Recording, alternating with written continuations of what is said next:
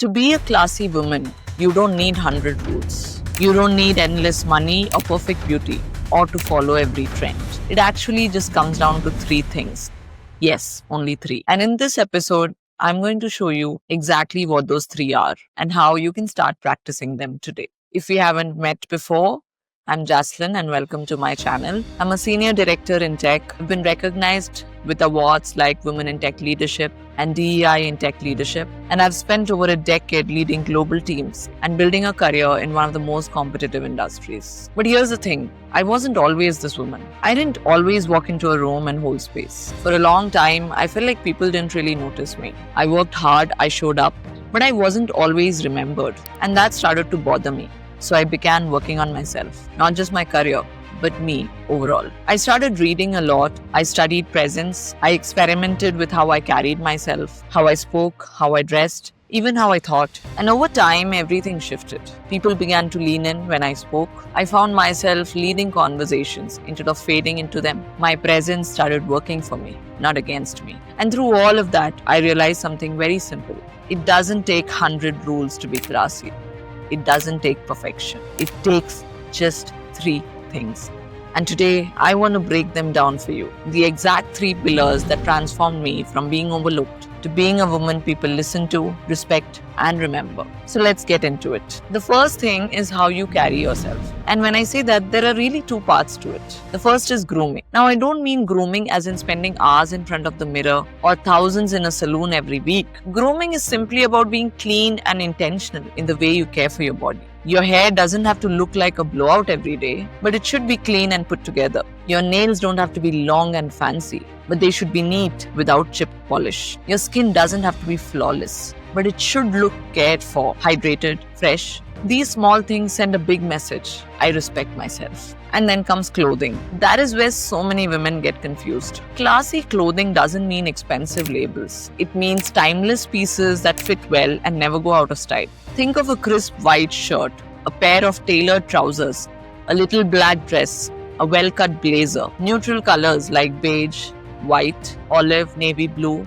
These always look polished. You can add jewel tones like emerald or burgundy for depth, but avoid the neon, the loud logos, or the busy prints that scream for attention. And here's the real secret: balance. A classy woman always balances her proportions. If the top is revealing, the bottom is modest. So if you're wearing a tube top or spaghetti straps, pair it with a midi skirt or wide leg pants.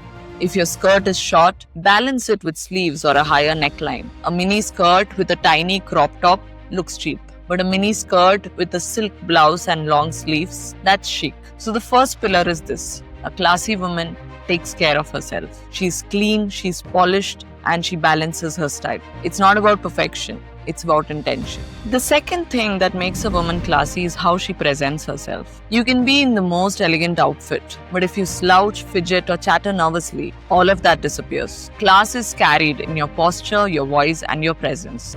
Posture is everything. Shoulders back, chin slightly lifted, spine aligned. It instantly makes you look confident and graceful. When you walk, don't rush. Walk just a little slower than you normally would, heel to toe, with control. And when you sit, do it with intention, not hunched over, not sprawled out, just calm and collected. Now let's talk about your voice. A classy woman does not speak the most. She speaks the best. She doesn't fill every silence. She pauses. She lets her words land. And when she speaks, her tone is warm, steady, and calm. Even when she disagrees, it's with respect. And finally, emotional presence. This is where real elegance shows. When things go wrong, does she lose her temper, roll her eyes, slam a door? No, she stays composed. Someone is rude, she might smile, take a breath and say, "That doesn't work for me. Let's revisit this later." That kind of steadiness is unforgettable. So the second pillar is how you present yourself, in your body, in your voice, and in your emotions. And then comes the third thing. And honestly, this is the one most women overlook: what you carry inside. Because yes, your hair, your clothes, and your posture matter. But once you open your mouth, people realize very quickly if there's substance or if it's all surface. A classy woman has knowledge. She reads, she learns, she knows what's happening in the world. She can talk about her work, but also about a book she read, a place she visited, or something that inspired her. She doesn't need to dominate conversations.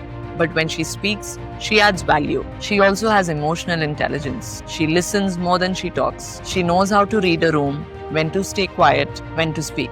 People feel calmer, safer, more grounded around her. And maybe that's the most magnetic thing of all, humility. She's confident, yes, but she never pretends to know everything. She's open, she's curious, she's never arrogant. That combination of substance, empathy, and humility is what makes her unforgettable. So, those are the three things: how you carry yourself, how you present yourself, and what you carry inside. You don't need to do 100 things to be classy. You don't need to look perfect or have it all figured out. You just need to practice these three consistently. Because true class isn't about being noticed, it's about being remembered. Now, if you enjoyed this video, I think you'll enjoy another video that I've done. It's a full deep dive on how to become a high value woman. If this video gave you the foundation, that one will give you the advanced playbook.